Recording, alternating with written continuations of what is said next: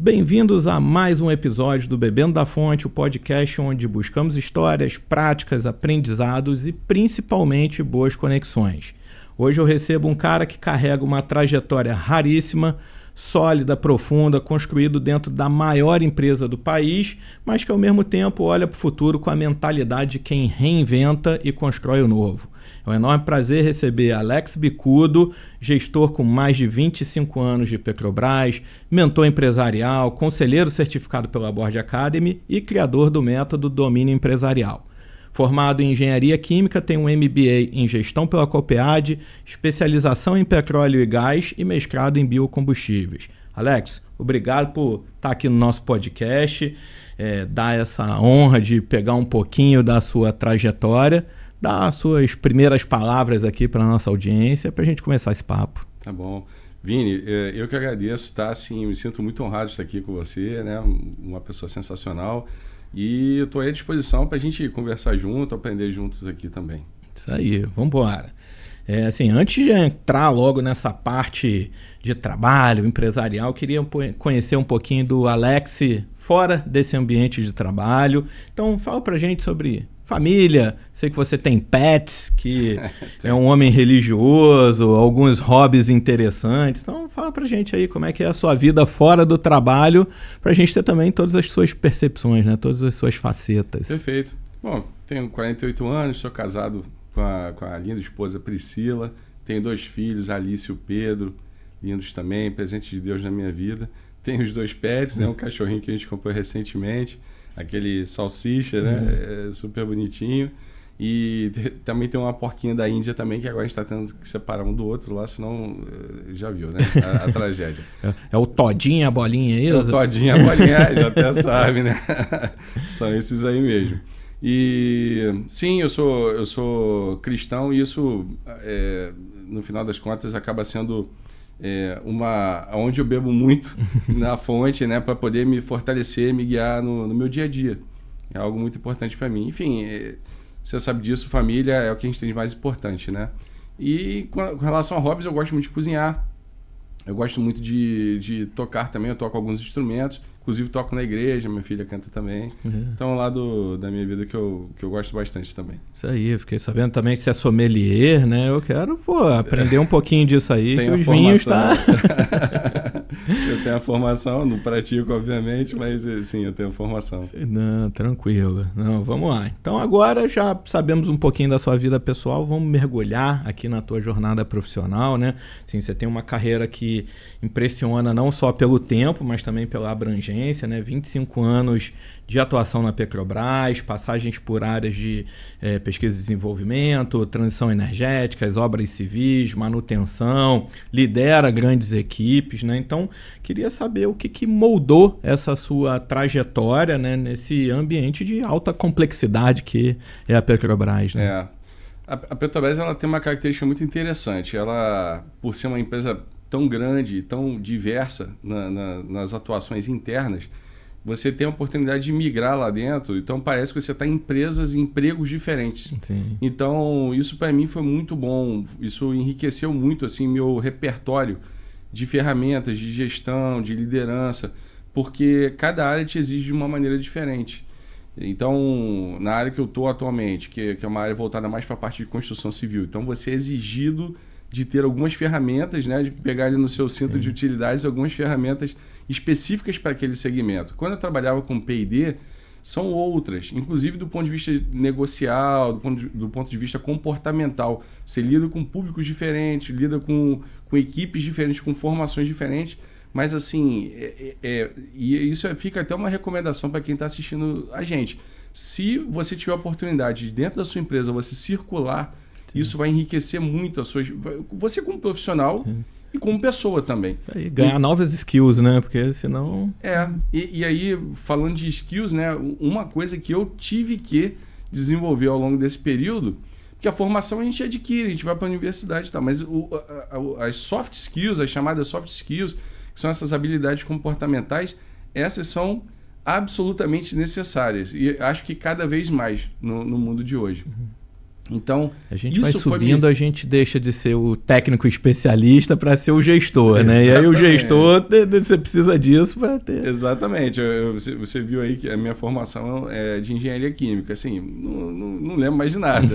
Mas a parte de gestão, ela vai se fortalecendo. E se você quer, e entendo que todo mundo busca isso, né? Crescer na sua carreira, desenvolver, você precisa desenvolver esse lado. E esse é um ponto até legal para a gente conversar aqui, porque eu entendo que muita gente negligencia esse lado do seu desenvolvimento, a parte de soft skills, acaba focando muito no técnico e aí, às vezes, sofre lá na frente. Isso aí.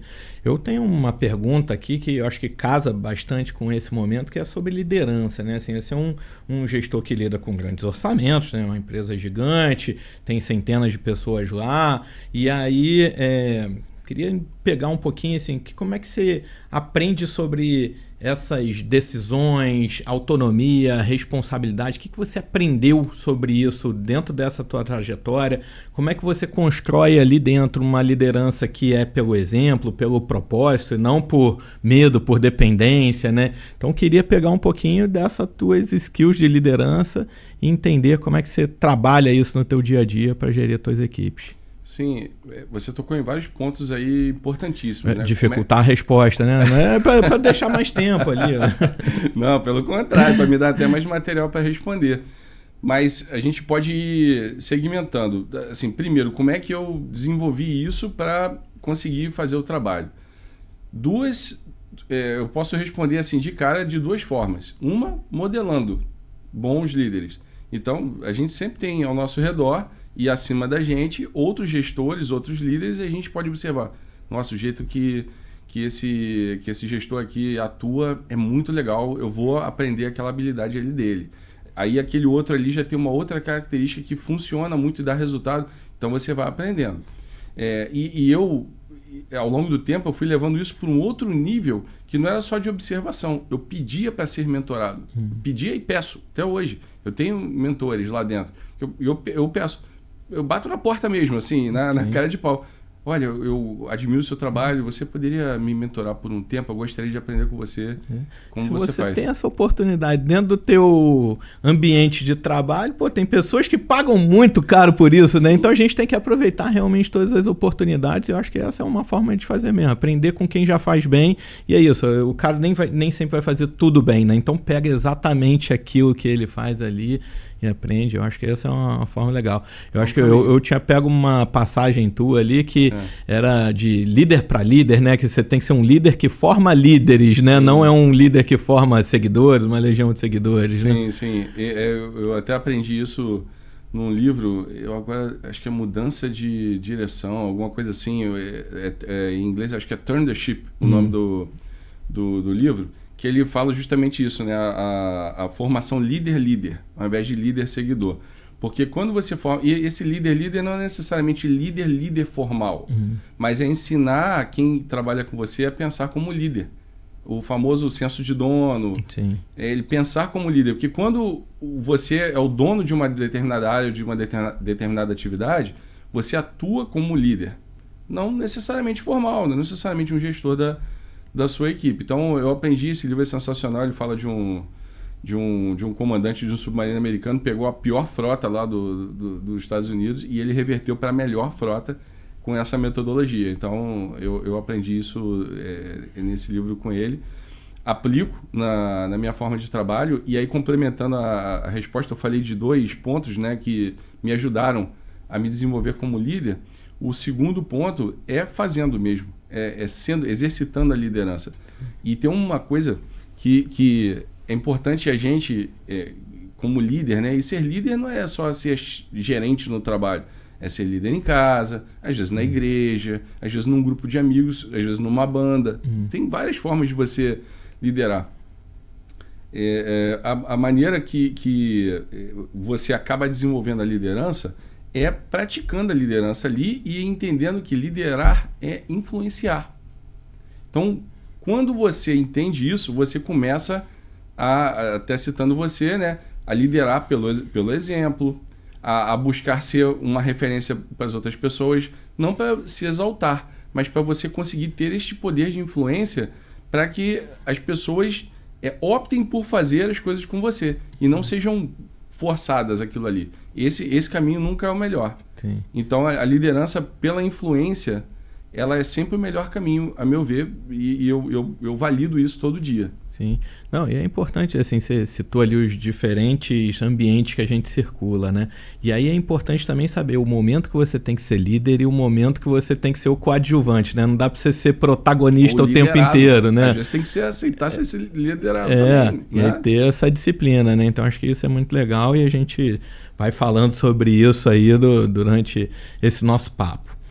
Vou engatar uma outra pergunta aqui, né? Que assim, você em paralelo à sua carreira executiva lá na Petrobras, né? Você escolheu ajudar empresários, né? Então você fala um pouquinho sobre... eu queria que você falasse, né, um pouquinho sobre esse teu outro lado, quando que você despertou para esse novo mercado. Tá fora do governo, né? Porque a gente sabe que a Petrobras ali é uma empresa mista, mas tem ainda muito dessa consciência de um servidor público e tal, e você se atentou para uma outra oportunidade e tal, né? Então, fala um pouquinho de como é que foi essa tua transição, quando deu esse estalo, e por quê, né? O que te motivou a fazer isso? Então... Outra pergunta já, 5 perguntas juntas, né? A gente vai segmentando. Mas o que acontece? Como você viu, eu sou um entusiasta do assunto gestão e liderança e logo que eu entrei na carreira gerencial, eu comecei a querer me desenvolver para desempenhar bem aquele papel, comecei a consumir os livros e, enfim, todo o material que eu tinha à minha disposição, fazer treinamentos.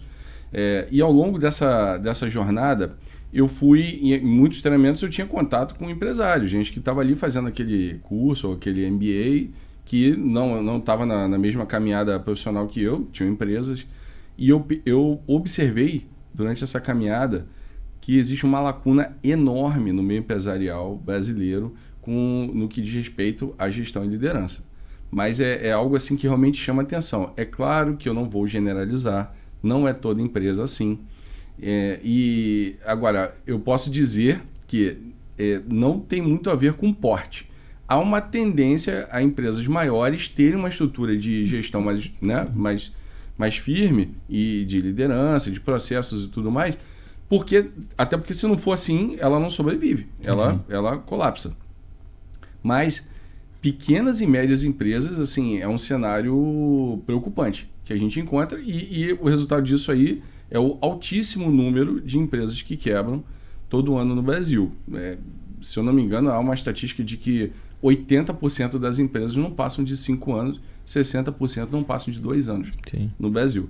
Então, quando eu percebi isso, eu vi, ali tem uma oportunidade, sim, de ter uma atividade adicional, profissional para mim, mas uma oportunidade também de ajudar muitas empresas. E é isso aí que eu comecei a fazer nessa atividade de mentor no método domínio empresarial que eu desenvolvi. Então o estalo foi esse, assim, durante necessidade do mercado. No meu desenvolvimento e observação, e eu gosto eu gosto de ajudar, isso é algo meu também, é uma característica minha. Então eu aliei esses fatores aí e tem sido muito bom nesse sentido.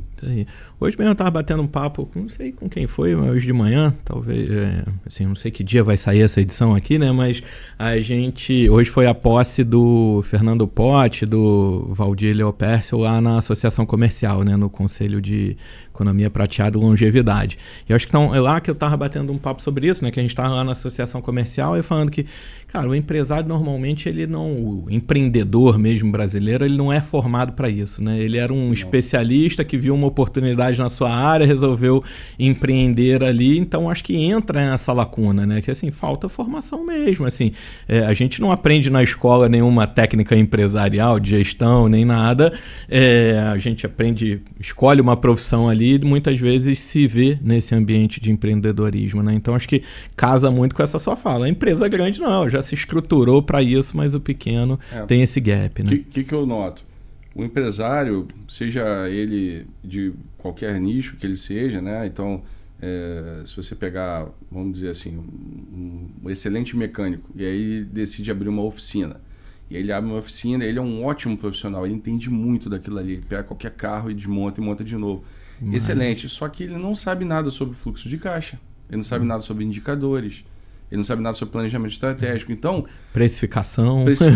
Então começa, né, ele começa bem, só que depois ele começa a ser soterrado por essa lacuna de conhecimento. E isso acaba fazendo com que ele realmente quebre. Essa é a triste realidade. E muitas vezes ele não tem nem consciência disso. Ele não sabe o que está faltando para ele. Ele começa... quem vende, né, quem tem algum tipo de negócio que vende produtos, tem que vender mais. Tem que vender mais. Aí ele foca no comercial ou no marketing, que é importante, é claro que é. Mas se não tiver a gestão por trás, não se sustenta. Eu já tive casos desse aqui, né? Nas minhas empresas mesmo, de que, cara, se eu vendesse mais, o meu prejuízo aumentava. Não é que eu tinha mais dinheiro, eu tinha mais prejuízo, porque estava errado, se eu tinha uma precificação errada e tal. Você já deve ter visto muitos casos de empresas que quebram, que venderam demais. Sim. Ele não fez as contas adequadamente, o fluxo de caixa. Quando ele tem que comprar aquele insumo tudo para entregar, ele quebra, ele não tem caixa. Então, a gestão financeira, por exemplo, é um fator fatal para as empresas aí. Então, essa é a realidade que eu tenho encontrado. Sim, não, isso aí é ótimo, é um bom ponto ali para abordar. Você falou já ali, né, deu um spoilerzinho sobre o teu método, né, domínio empresarial. Queria escutar um pouquinho mais sobre isso, né, como é que você ajuda empresários ali a estruturarem gestão, liderança, processos, né, para que seus negócios cresçam, pelo que eu entendi, sem depender do dono, né? Então, fala um pouquinho sobre o método domínio empresarial aí para gente.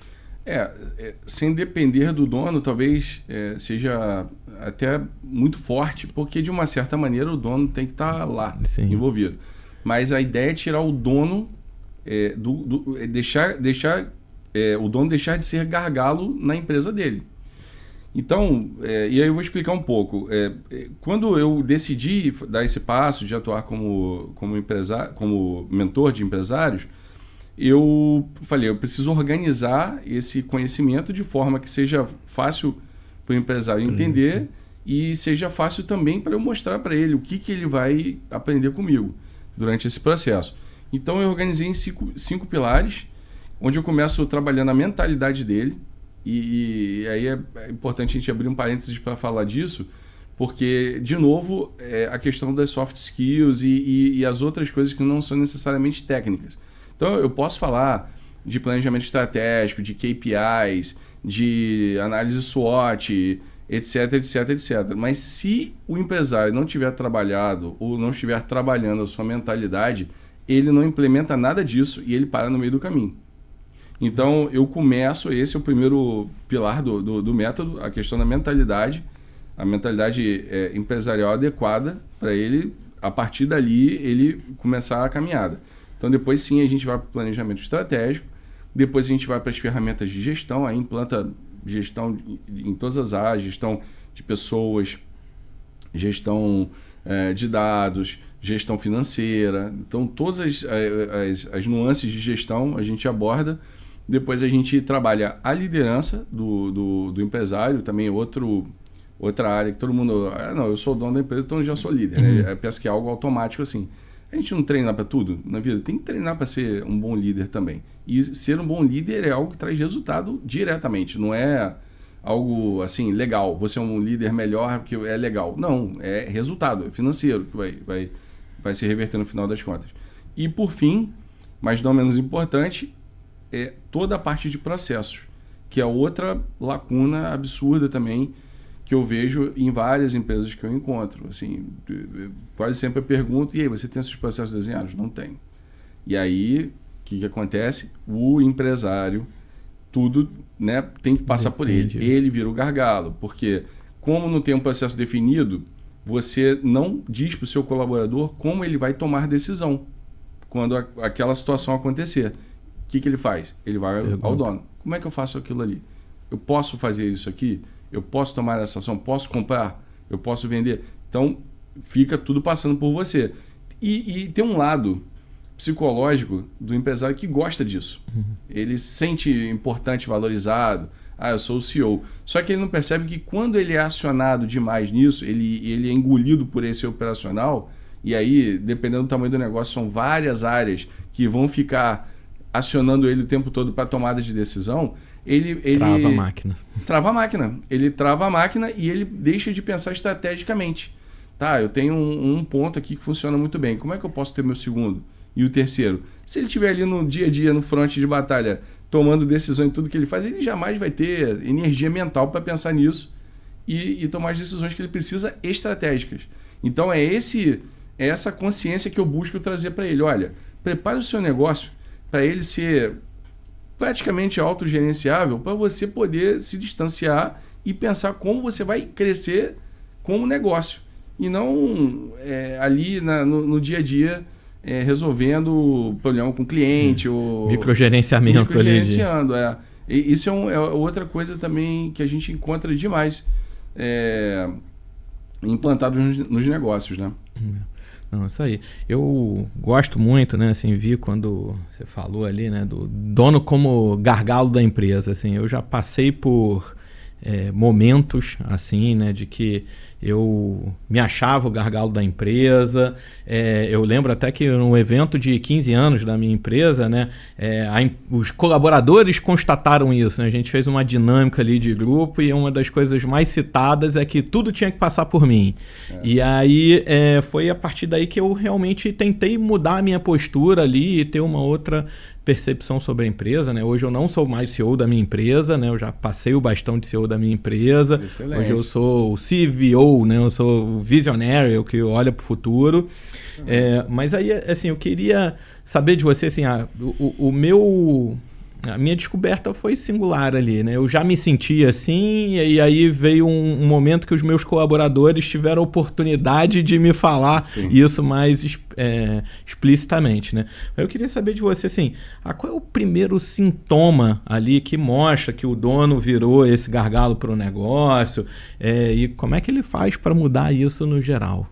Não é muito difícil. Você começa a conversar... Quando é que foi a última vez que você tirou férias? Quando foi a última vez que você teve final de semana? Dependendo do negócio, né? Se for um negócio que roda 24/7, se o empresário está nessa posição de gargalo, ele não consegue simplesmente se afastar do negócio. Eu tenho uma mentorada, né? Nem vou citá-la, mas ela tem 8 anos que não tira férias. Entendeu? Então eu estou trabalhando isso nela agora. Primeiro na mentalidade e segundo nos processos dela. Por quê? Quando ela der autonomia, quando ela formar líderes, né, o líder, quando ela formar líderes dentro do negócio dela, ela vai poder se afastar, porque vai ter alguém lá sabendo o que fazer sem a presença dela. Então, o primeiro sintoma é esse, assim, eu não estou conseguindo ter tempo com a minha família, eu não estou conseguindo dormir direito, eu já acordo tendo que responder WhatsApp, e-mail, e nessa loucura, 24 horas, não consigo ter um final de semana. Ou então, se eu viajo, eu fico enlouquecido lá onde eu tô, porque, meu Deus do céu, meu negócio vai quebrar, vai explodir, tudo lá.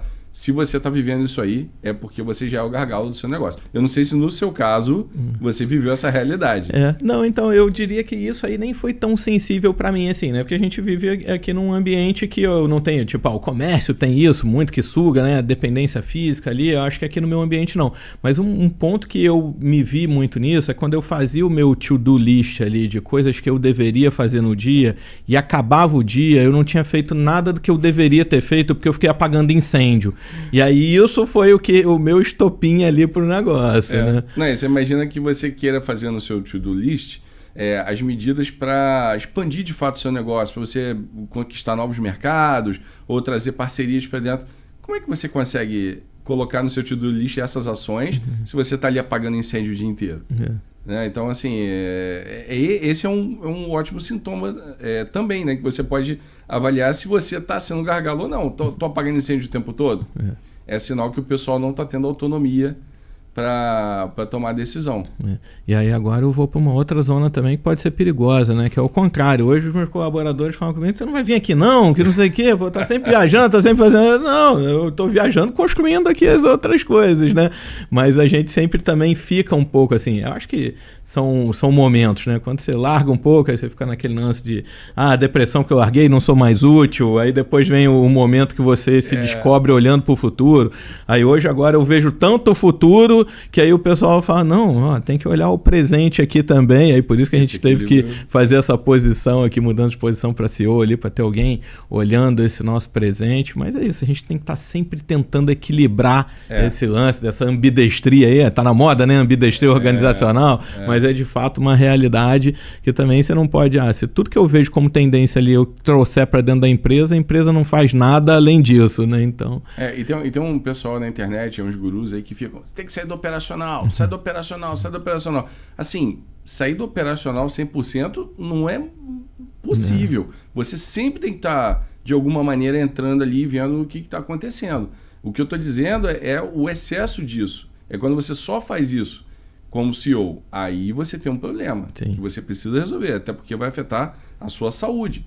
E assim, não faz sentido. Se você está com uma empresa crescendo, mas a sua família está se acabando, sua saúde está se acabando, não faz sentido. Né? Então você precisa equilibrar. E se você está sentindo que a sua saúde está sendo prejudicada, sua vida familiar, sua relação com os seus filhos, se tiver, com a sua esposa, enfim, todas as outras áreas da sua vida estão sendo prejudicadas em nome de um negócio, é sinal que você já é o gargalo do teu negócio, mas aí com o mentor certo dá para resolver. Aí procura o método domínio empresarial que resolve esse negócio, né? Resolve. É isso aí. Não, acho que é muito legal quando você fala disso, porque é isso, tem muita gente que bate, tem que ir para o estratégico, mas, gente, o que toca o negócio ali é o operacional, né? Então, você tem que saber separar as caixinhas ali, destinar o tempo certo para cada atividade. Eu tenho ali o Farias, né, nosso... amigo aqui em comum, ele fala bastante isso, assim, o foco na execução. A equipe ali do front foco na execução, porque a execução bem feita, você já tem boa parte da rotina pronta e você consegue sim se libertar para ver outras coisas, né? Sim. Eu teve Bot Summit essa semana, né? E teve uma palestra lá do Lázaro do Carmo, que eu falo que, todo mundo tem que assistir isso ali, né? Um chute na canela ali de todo empresário que foca ali, mas ele fala bastante isso, né? Assim, cara, se você não tá ali sabendo o dia a dia da tua empresa, nesse calor do não sei o quê, você não tem que fazer aquelas tarefas, mas você tem que estar ali sempre fazendo FUP e atento nessa coisa. Então, acho que é bom ali da gente discutir sempre isso, pegar visões, né? Porque senão a gente cai nesses papos de internet e aí descolado da realidade. E aí você falou uma coisa que é esse outro lado. Aí você acerta a mão, consegue ajeitar seu time, a empresa começa a ir bem, dando os bons resultados. E aí a gente vê esse outro lado, né? O CEO que só quer tá nos podcasts e quer estar nos eventos e tal, e tá lá o negócio e você já começa a perder... Esquece de gerir a empresa. Começa a perder o feeling do que está acontecendo lá. É perigoso também. Então, é um equilíbrio sempre. Sim. E aí, já que a gente está falando de equilíbrio, disso tudo, né? Tem um tema aqui que é uma agenda de alto impacto, né? Assim, acho que você fala disso também, tem uma visão bem forte sobre isso, né? Então, eu queria entender um pouquinho como é que você organiza essa sua agenda, como é que você equilibra todos esses pratinhos, né? De estratégia, pessoas, clientes, saúde, como que a gente faz para ter uma... Pet. Como é que a gente faz para ter uma agenda de alto impacto ali, né? Assim, eu tenho muita dificuldade de equilibrar esses meus chapéus, né? Tenho a Icons for You, que é a minha agência de marketing, tenho o Innate, que é o hub de inovação, tenho a Board Academy aqui, começando a operação no Rio de Janeiro, vida pessoal, porque a família cobra também essa presença. Sim. Me dá uma dica aí, como é que eu faço uma agenda de alto impacto equilibrando isso tudo? Esse é o desafio do homem e da mulher de hoje, é um desafio enorme, a gente assim, atacado de informações o tempo todo e muitas atividades, então a gente realmente precisa se desafiar. Mas existem alguns caminhos, sim. Então, eu poderia citar, o primeiro deles é a constância, é você ser constante no que você faz. O que eu quero dizer com isso? Bom, estou com um empreendimento agora aqui, vou escrever um livro. Eu decidi escrever um livro, estou nessa empreitada de escrever um livro no meio de tudo que eu faço.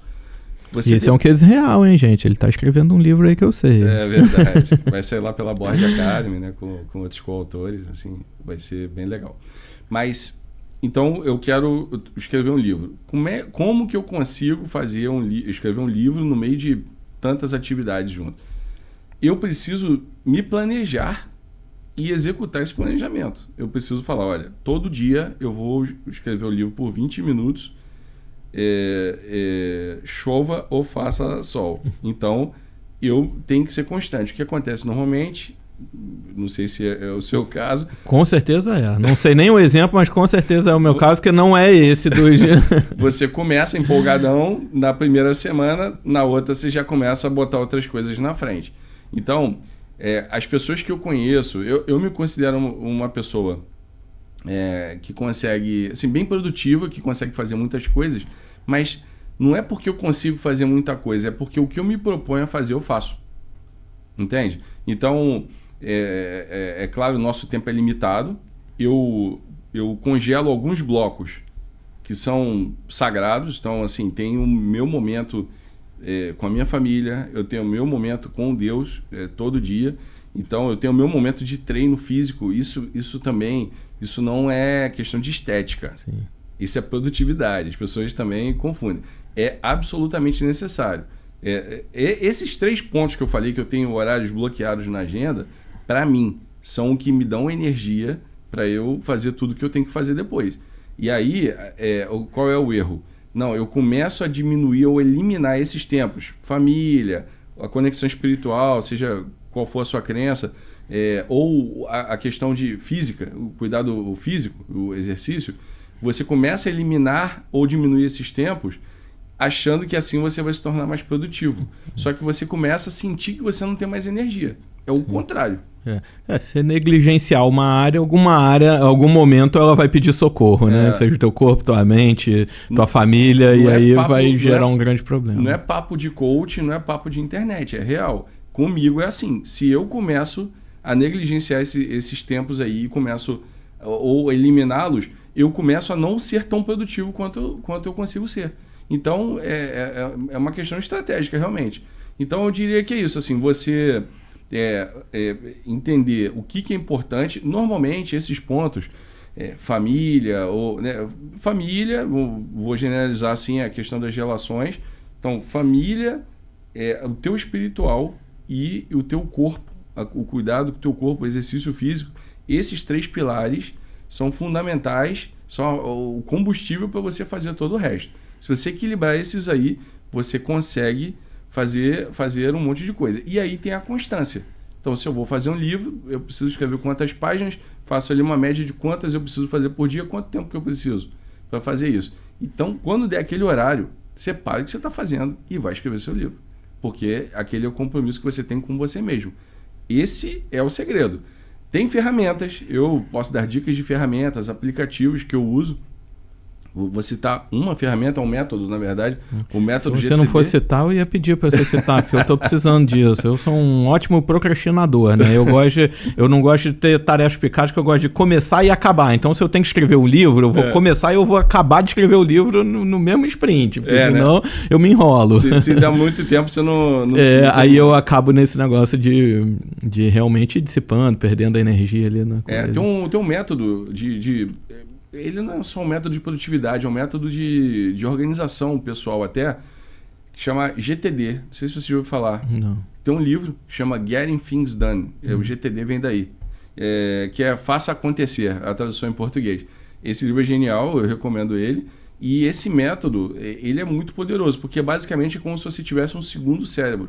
Você tira tudo da sua cabeça que você tem que fazer, tudo que está nas gavetas, tudo físico, digital e mental, bota dentro de uma caixa de entrada, classifica aquilo ali e você vai organizando os prazos. É claro que eu estou falando aqui de uma forma simplória, mas esse método, ele bem executado, vale a pena ler o livro, e tem alguns artigos na internet, vídeo e no YouTube que explicam como implementar. Se você implementar isso na sua vida e tiver esses outros pontos que eu mencionei, a constância e aqueles 3 pilares, você consegue aumentar a sua produtividade bastante. Agora, se há um comportamento de procrastinação, uma dificuldade, você não vai fazer essa guinada de um dia para o outro, certo? Então é um exercício de constância sempre, de perseverança. Eu quero ser mais produtivo, então vou treinar, eu vou ter um momento ali de oração ou do que quer que seja, e eu vou ter um tempo com a minha família, que isso vai me alimentar. Então, a partir daquilo ali e tendo constância nos meus projetos, eu vou conseguir executar tudo que eu tenho para fazer. Esse é a minha forma de ser produtivo, de ter uma agenda de alto impacto, é o que eu ensino para os meus mentorados lá também e assim, eu vejo funcionando comigo e com eles. Então, vale tentar. Eu vou ter que entrar pro método de domínio empresarial aqui, ó. Pedrinho, Pedro é meu sócio, né? O que cuida do orçamento. Pedrinho, temos que botar o método domínio empresarial aqui na empresa. O sócio tem cadeira grátis no método. Aí, ó, já não precisei nem pedir desconto, Pedro. Já tá tudo certo. Não, legal. E um outro ponto que a gente fala de gestão aqui, que eu peguei ali, que você pratica bastante, né? É a questão do data driving, né? Assim, a gente... em processos, indicadores, essa gestão movida por dados, né? Assim, você colocou uma frase ali, né, quando a gente estava preparando esse episódio, né, que se a decisão não é baseada em dados, é um achismo. Então, eu queria que você falasse um pouquinho sobre gestão data driving, a importância disso para o empresário, para gestores em geral, né, e como é que você trabalha isso dentro da tua mentoria, dentro do teu método. Perfeito. É claro que quando a gente fala de gestão baseada em dados, que é o tema aí da pergunta, a gente não pode generalizar para tudo. Exemplo, pessoas. Então, se eu tiver que tomar decisões sobre pessoas, eu tenho que saber entender perfis comportamentais, entender de pessoas. Então, isso... Agora eu vou citar um livro para você do Horace Sutherland, que ele fala que, assim, eu esqueci até o nome do livro, mas ele fala que o ser humano não é lógico, né? O ser humano é psicológico. Então é isso, não adianta você aplicar a lógica pro humano. Então ali dados não vão te levar muito para coisa. Pode pegar alguma coisa de resultado, de performance e tal, mas se você não entender o que está por trás daquela baixa performance, o que está acontecendo ali, talvez você não tenha muito sucesso. Então, fazendo as devidas considerações, você tem que tomar uma decisão financeira, uma decisão de expansão no seu negócio, ou você tem um portfólio que você precisa otimizar, tem coisa ali que você entende que não está funcionando bem, ou você não sabe se você faz uma determinada parceria com uma outra área que você acha que pode trazer um ganho para você. Eu não consigo pensar, aí é uma questão minha, eu não consigo pensar nessa tomada de decisão que não seja baseada em dados. Eu não consigo. Por isso a frase que é achismo, porque isso acontece muito com a gente, né? Assim, por exemplo, você vai comprar um carro e aí você, aquele carro ali é bonitão, aquele carro ali, gostei dele. O impulso te cega de várias outras coisas, né? É a emoção, né? Aquilo te pegou, o design do carro te pegou. Então, você quer comprar o carro. Você não está fazendo análise de dados nenhuma, você está pela emoção. Agora, se você pegar, né, vou continuar nessa analogia, se você pegar o carro A com o carro B, talvez você não tenha gostado muito dele, do visual dele, mas se você pegar e comparar, poxa, esse aqui ele consome metade do outro, o seguro desse aqui é muito mais barato, e se a questão financeira for relevante para você nessa tomada de decisão, e normalmente numa empresa então você vai escolher pelo carro mais barato, mesmo que não seja o que a sua emoção te levou a decidir. Então, se você vai tomar uma decisão importante no seu negócio, eu quero expandir, quero ter um ponto na cidade tal. Pô, a cidade é linda, eu adoro lá, eu tenho amigos lá e tal. Você não está tomando decisão baseada em dados. Você está tomando decisão baseada talvez num gosto pessoal. Mas se você fizer uma análise de mercado, se você perceber o potencial que vai ter aquele ponto ali, começar a analisar os dados, você vai ser muito mais assertivo nessa tomada de decisão. Significa que toda vez que você decidir por achismo, você vai errar? Não. Você pode ter um bom feeling e acertar. Mas a chance de dar, o risco é maior. Sim. O risco é maior. Então, para tomar decisões de alocação de recursos, de investimento, de aumento de equipe ou de redução de equipe, eu trabalho com dados. produtividade, eu trabalho com dados. Então, eu acho fundamental. E qual é a dificuldade do meio empresarial em geral? É a geração dos dados. Sim. São duas dificuldades. A geração dos dados e depois trabalhar os dados. Sim. Então, a geração dos dados... Então, fazer o dado virar informação útil, né? Porque senão é só dado, né? Vamos dizer que você tem uma padaria gourmet e aí você quer aumentar seu faturamento. Será que você está anotando o que está saindo mais? O que os clientes estão perguntando mais? Qual é o horário do dia que tem uma procura maior por determinado produto? Qual é o momento do mês que você vende mais? Qual que você vende menos? Entende? Qual é a melhor margem, né? Porque isso, comportamento sazonal ao longo do ano. Qual época do ano que eu vendo mais? Qual que eu vendo menos para fazer, de repente, uma ação promocional? Então, com dados, né? Assim, abordagem. Será que você já parou para analisar e registrar os dados? Se uma determinada abordagem do cliente faz com que ele venda, que ele compre mais?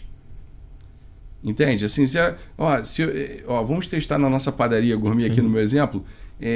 Vamos testar, dar uma amostrinha grátis de um croissant para ele. Ele vem para comprar lá a baguete dele, mas eu vou... já provou nosso croissant? Uma delícia e tal.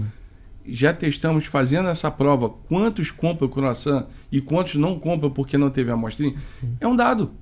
É um dado. Isso pode fazer... Cara, vende mais. Eu estou vendendo 30% mais quando eu faço... Dar a amostra pode significar ganhar mais, né? Muito mais. Eu posso aumentar 20% a minha venda ali por cliente. O meu ticket médio pode aumentar. Então, o dado é vida no negócio. Mas é outra coisa negligenciada também.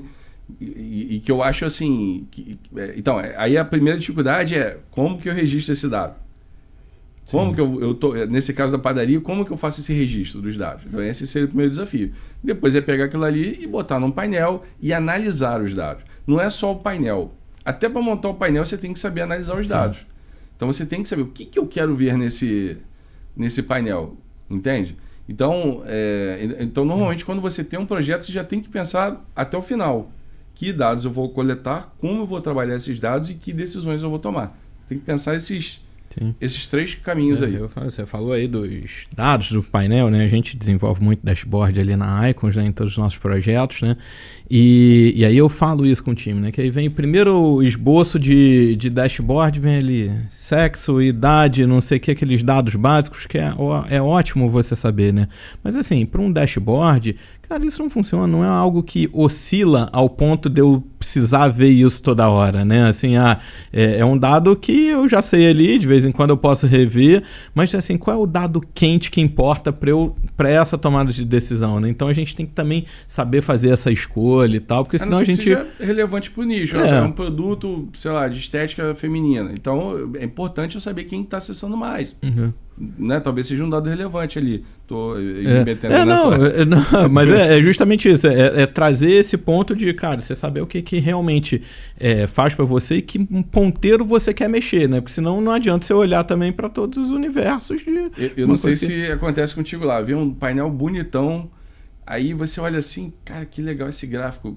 Para que a gente está vendo ali mesmo? Uma coisa que eu vejo sempre assim, é o mesmo painel todo mês. Eu falei, gente, assim, se não mudou em 3 meses ali o negócio, cara, bota outros dados ali, porque esse aqui não é o que está oscilando, não estou fazendo nada para mexer, né? Já, se eu tenho uma ação para mexer aquilo ali, aí tudo bem, eu vou acompanhar. Mas se eu não tenho, ele é igual durante 3 meses, cara, segue a vida, já é premissa, né? Isso. E aí a gente vai... Isso aí, isso é outra coisa interessante. Você já chegou num patamar ali que a sua ação já deu o resultado. Você não precisa ficar repetindo aquilo ali. Então, vai olhando para outros, vai ajustando, né, sintonizando os outros ponteiros para atingir outros resultados. Mas eu realmente desconheço outra forma de tomar decisão, senão olhando para dados. Isso aí. Não, é super importante e a gente está convergindo aqui. Alex, vou te mudar um pouquinho o assunto aqui, né, para a pauta de inovação, né? Assim, você já participou, né, de processo de inovação, uma grande empresa, né, ele é a Petrobras, já foi da área de P&D, né, pesquisa e desenvolvimento. Aí uma pergunta pessoal minha, né, eu recentemente fundei um hub de inovação, né, o Innate, e a principal proposta do Innate é conectar esse mundo corporativo com um ecossistema de startups, né? Porque às vezes eu atendo clientes enterprise ali e eu vejo esse gap, que muitas vezes o cliente quer fazer tudo ali, tem IA, então vamos criar um grupo de IA. E às vezes a solução está pronta já numa startup ali, um negócio que é muito mais ágil e tal. Então eu queria ver como é que você enxerga essa conexão do mundo corporativo com esse ecossistema de startups. E se você tem visto aí no mercado, nas empresas que você mentora, né, se o empresário tem essa consciência de buscar, às vezes, soluções mais ágeis no mercado ao invés de desenvolver. É muito variável. Se eu falar assim, de como a Petrobras se comporta em relação a isso, a Petrobras ela é uma empresa, ela é pioneira em várias tecnologias, então ela bebe de inovação o tempo todo, assim, tem startups, tem programas de desenvolvimento de startups, tem tudo isso. Mas essa não é uma realidade das empresas que a gente encontra em geral. Às vezes há ali um ímpeto de inovação, e também depende muito do segmento, né? Depende muito do nicho. Então, uma empresa que eu posso lembrar aqui, que atua, por exemplo, na parte de vigilância sanitária, que vê se os restaurantes estão preparados para ser inspecionados sem passar por nenhum problema. Poderia haver inovação ali? Poderia, mas normalmente esse empresário não está muito antenado nisso. Então, agora, se você está num segmento, num setor, que se você não incorporar inovação, você vai ser engolido, você vai ficar para trás, aí o cara, necessariamente, ele corre atrás. Mas é meio que o mercado já vai empurrando ele, cara. Né? Assim, se atualiza, inova, senão você já era. Então, hoje tem muita empresa aí de educação, muita empresa, principalmente online, marketing digital, que com a questão de IA, por exemplo, que tem que ir atrás de inovação, senão vai ser engolido realmente. Eu acho que falta muito ainda, sabe? Assim, a consciência para o empresário brasileiro da importância da inovação. E eu acho que a grande maioria confunde, inclusive, o conceito da inovação. Porque muita gente pensa que inovação é assim, cara, tem que implantar um negócio disruptivo, genial. E, assim, não, às vezes é um ajuste no teu processo. É uma inovação. Sim. É algo novo que você está fazendo e que você aumenta ali 30% no seu faturamento. Né? Um ajuste, uma forma diferente de atender, uma tecnologia ali, uma ferramenta tecnológica que você bota, mas que já está pronta de mercado, que você não precisa desenvolver, mas que dentro do seu negócio é uma inovação. Então, faz todo sentido e dá resultado. Mas muita gente ainda vê isso como... eu não tenho dinheiro para isso. Não é para mim, ou encara às vezes como concorrente. Tem vários cenários aqui. O Brasil é complexo nesse sentido, né? É muito complexo, é muito heterogêneo. A gente pode, talvez, olhar determinados setores assim, que são muito inovadores, aplicam inovação o tempo todo, e outros totalmente arcaicos, que não buscam se inovar em nada. E aí lá dentro que acorda assim e começa a inovar, desponta lá no meio. Aí depois vem os outros atrás, né? O que esse cara fez aí que... O Nubank sempre é um exemplo, né, de inovação, assim, né? Pegou um setor super tradicional de bancos e tal e deu uma guinada fantástica aí com inovação. Sim, é olhar outros mercados e tal. Eu acabo batendo nos mesmos cases ali porque é minha vida, né? Mas, assim, a gente tem essa proposta, então eu fico muito mais atento a esse tipo de solução. E aí eu sou conselheiro de uma startup de corridas. E aí, cara, eles, quando me apresentaram a inteligência artificial que eles estavam desenvolvendo lá para dar suporte aos corredores ali, né? Inscrição de prova e tal, eu falei, gente... me dá essa solução aí que eu vou aplicar aqui para todos os meus clientes. E, de fato, a gente botou ali nos nossos programas de incentivo a IA que uma startup de corrida desenvolveu, né? Porque, assim, a gente já tinha essa base toda ali, era simplesmente adequar um novo mercado e ela faria esse atendimento perfeitamente, né? Hoje, eu estava trabalhando também numa proposta para um laboratório farmacêutico que a gente atende, que lá durante a FIS Week, né? Teve FIS Week semana passada aqui no Rio, né? Um evento de saúde. Aí eu encontrei um amigo lá, né, que está numa startup de saúde. Eu falei, cara, isso casa perfeitamente com um projeto que a indústria que eu estou trabalhando aqui tem. E para mim não é problema nenhum. Eu tava falando com ele hoje, né, cara, botei aqui na apresentação que eu vou simplesmente te conectar a ele. A minha proposta é te conectar a ele, porque você já tem isso tudo resolvido, né? Sim. Então eu acho que o empresário tem que estar aberto a esse tipo de coisa. Você, na posição de mentor, né, tem que também ser um evangelizador desse tema ali, para que a gente sempre busque esse tipo de coisa. E talvez você possa falar disso até com mais propriedade, mas talvez para quem está vendo e que desse estalo agora, poxa, como é que eu faço então para inovar no meu negócio? Frequentar esses ambientes de inovação, estar nesses hubs aí, eu acho que é um bom caminho, é um bom início. Talvez você possa até... Sim. Não, é sempre bom. Acho que o network, na verdade, gera tudo, né? Porque às vezes você pega um insight de onde você menos imagina, né? E eu acho que você falou ali da inovação, né? Ela não é coisa disruptiva e tal. Às vezes é uma prática já feita em outro mercado que pode se adaptar totalmente ao seu. Então, sim, eu acho que quando a gente vai nesses ambientes, óbvio que as coisas despontam mais, né? Tem estudos que mostram determinadas, seguindo, por exemplo, lojas de sapato, que determinada cor da roupa que o vendedor usa aumenta o número de vendas. Influencia. É uma inovação. Precisou investir não sei o que, não. Está vendendo 20% mais. Não tem então... O case lá do botão verde, né? Bota um botão verde e vende mais do que o coisa. Cara, isso. Despertou em outro ali. Internet, cara, é isso. Você troca o teu para verde, vê se funciona também. Não vai dar trabalho nenhum. E às vezes inovou nesse um pequeno detalhe. E eu acho que um ponto que você falou trabalhar esses ambientes, né, estar presente nesses ambientes, vai muito do que a gente vinha falando, né? Se você está imergido no problema do teu negócio, você nunca vai conseguir sair, você não tem um planejamento de agenda para isso, se você não se policiar para fazer, realmente você vai ficando para trás, sempre emburacando, né? Cavando o seu próprio buraco ali para... Você lembra que eu disse que eu inicio trabalhando muito a questão da mentalidade do empresário. E um dos pontos que eu bato muito na tecla é a questão de estar nos ambientes certos. Então, se você tem uma determinada mentalidade e você quer mudar essa mentalidade, como é que você muda essa mentalidade? Você precisa estar andando com pessoas certas e nos ambientes certos e consumindo o conteúdo certo. Lendo, vendo podcast, vendo filmes que tem a ver com aquele tema, e estando nesses ambientes.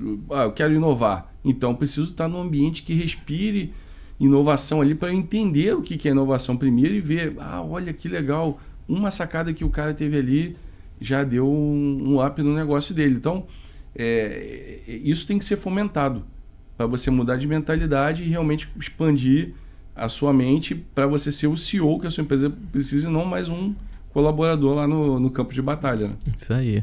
Você está aqui agora, então, de novo, Farias Souza, que ele diz que assim, se você está onde você se coloca, né? Então você tem que se buscar ali e tal, né? Ninguém vai vir aqui e vai dizer, não, vou te colocar nessa posição. Não, você se coloca lá primeiro e depois as coisas acontecem, né? E já que eu falei dele, vou puxar aqui o assunto da nossa convergência, né? Que, assim, a gente se conheceu através desse ecossistema da Board Academy, né? Você fez o PFCC, né? O nosso Programa de Formação e Certificação de Conselheiros. Acho que através disso que a gente se conectou, nem me lembro muito bem, acho que foi num desses eventos aí de network mesmo, né? Que a gente começou a conversar, a gente já conversava bastante pela internet, se encontrar nesses ambientes, até que a gente resolveu gravar aqui, fazer negócio e tudo mais, né? Mas aí eu queria entender de você, assim, quando é que você despertou para esse mercado de conselheiro? Como é que você se vê isso aí? Você já está preparando uma transição de carreira, de sair do executivo para ir para uma cadeira de conselho ou não? Foi para fomentar mesmo as mentorias que você já faz? O que te motivou a ir buscar lá o PFCC e esse mercado dos conselheiros? Primeiro, esse desejo de transbordar esse conhecimento adquirido ao longo do tempo e conseguir ajudar mais empresas. E a forma de ajudar, então, por exemplo, um pequeno e médio empresário, eu consigo ajudar o CEO diretamente. Às vezes a equipe dele, ele, o sócio, eu consigo ajudar. Às vezes uma empresa muito grande, a melhor maneira talvez seja via conselho. Aí pode ser o conselho consultivo, administrativo. E então, assim, eu entendi que ali também era uma forma, era um canal, um meio de também ajudar as empresas.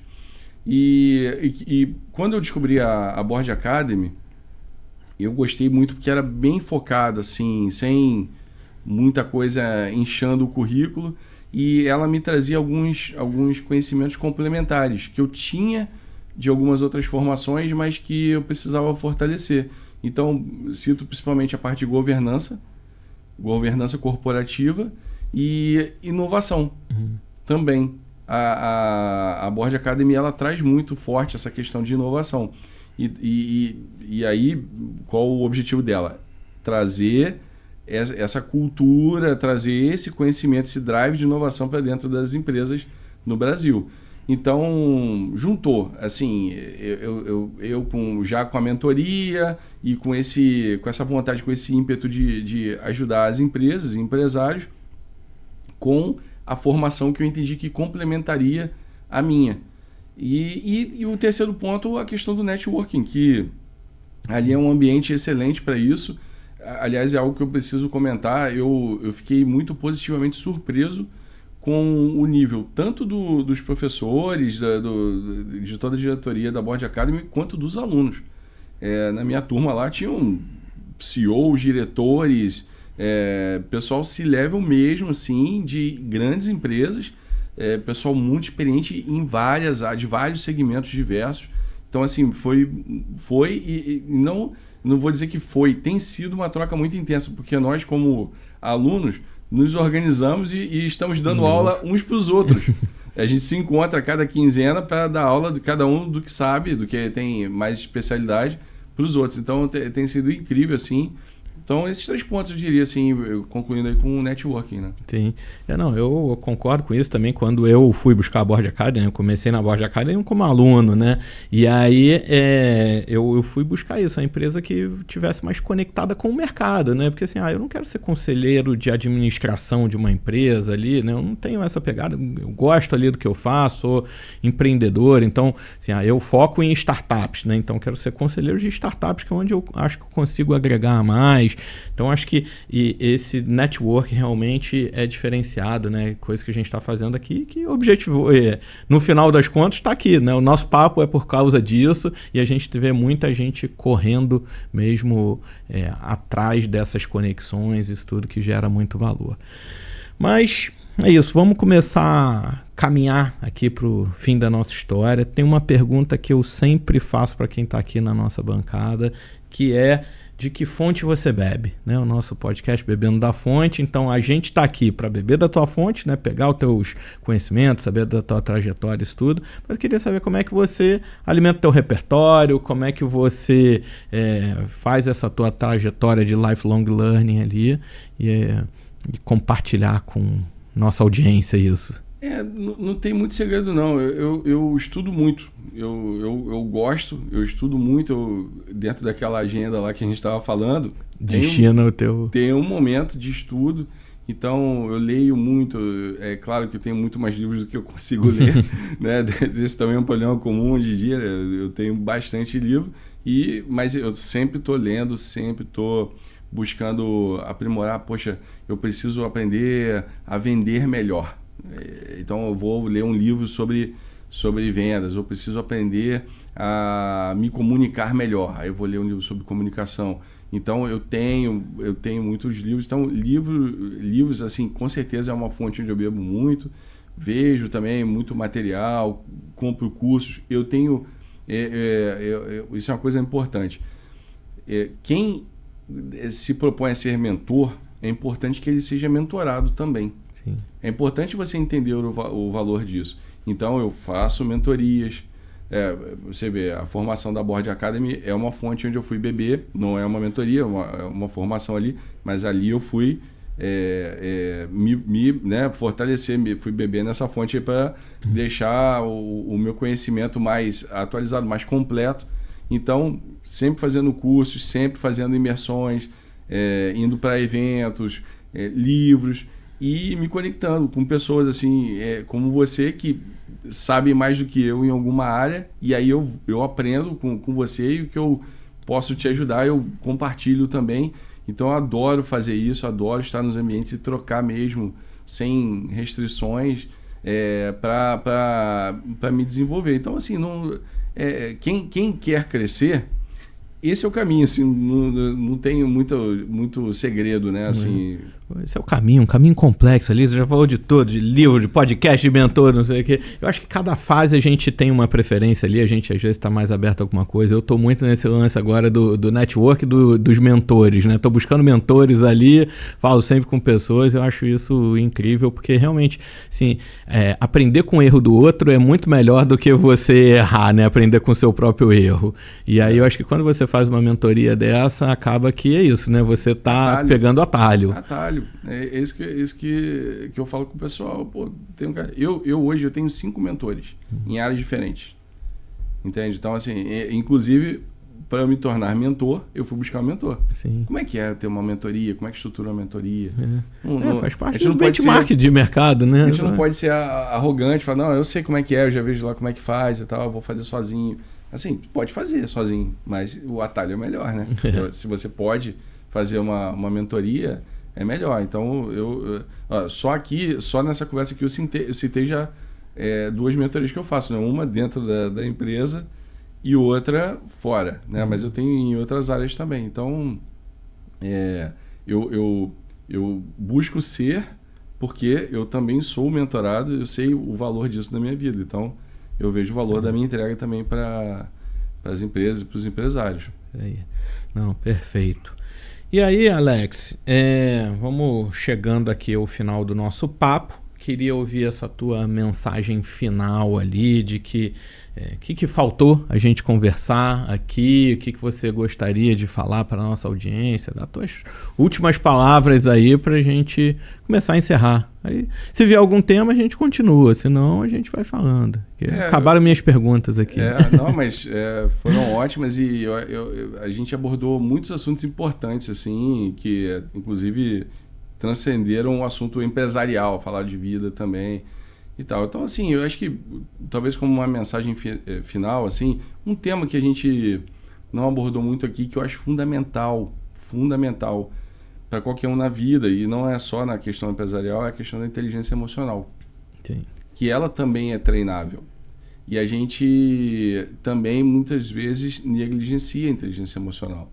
Então, tem gente que não reage bem à pressão e tal, e o líder, ele vai passar por momentos adversos, né? Se ele não tiver cabeça para isso... Você como CEO ou como CVO, eu tenho certeza que você passa por momentos de pressão no seu negócio. Todo mundo que de alguma forma lidera, ou é gestor, ou é um CEO e quer crescer, não tem como você crescer sem pressão. Sim. O sinal que você está crescendo, o nível de pressão aumentando nas suas decisões.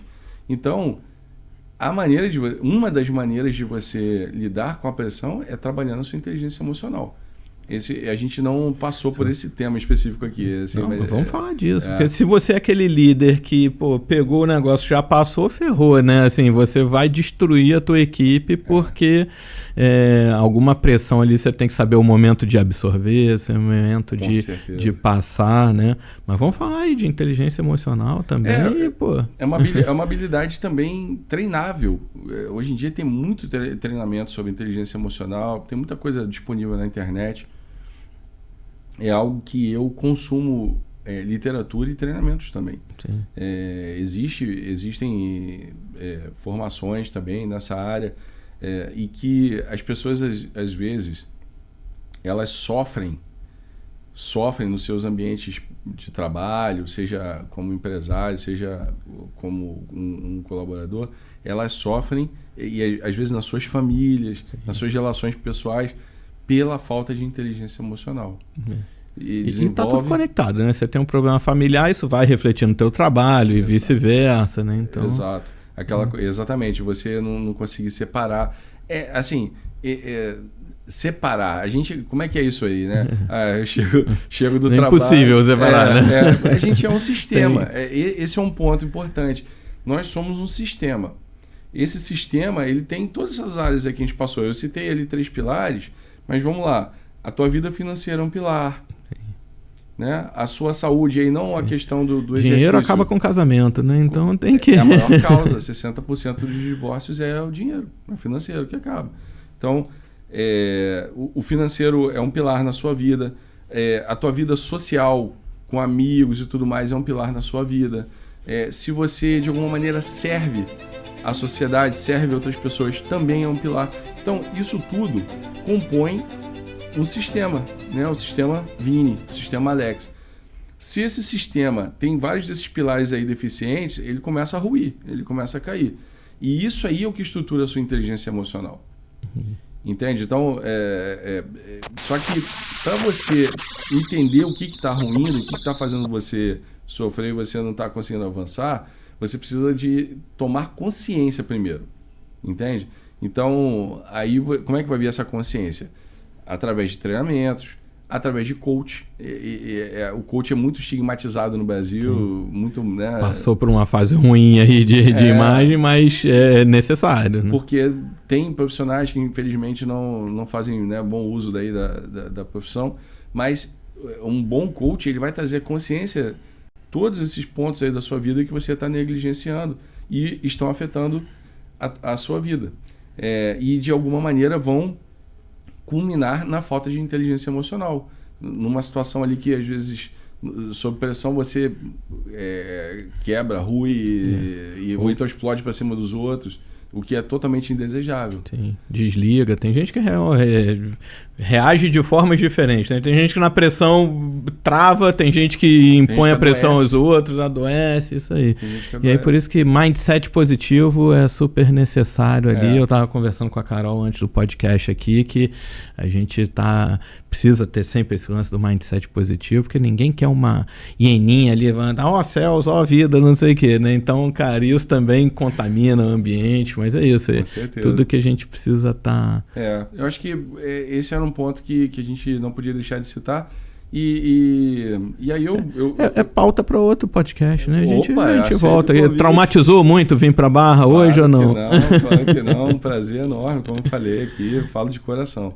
E é isso aí. Então, eu poderia talvez concluir dando essa última mensagem assim: não se conformem com o seu momento. Se está um momento bom, maravilha, siga assim. Mas se tem algo que nesse momento está te incomodando, seja no seu negócio, seja na sua vida pessoal, mas lembrando que tudo é um sistema, se tem algo, encara o problema e vai buscar a solução. Não fica conformado sofrendo com aquilo ali.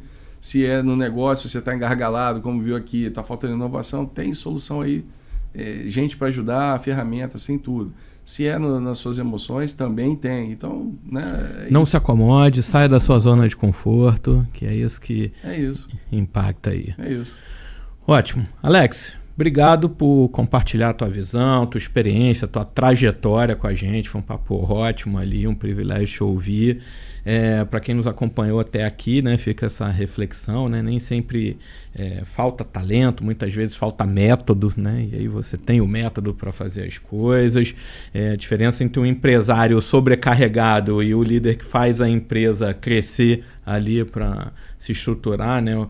Dar autonomia às pessoas, tomar decisões com base em dados, né? Não nos achismos, como a gente colocou ali.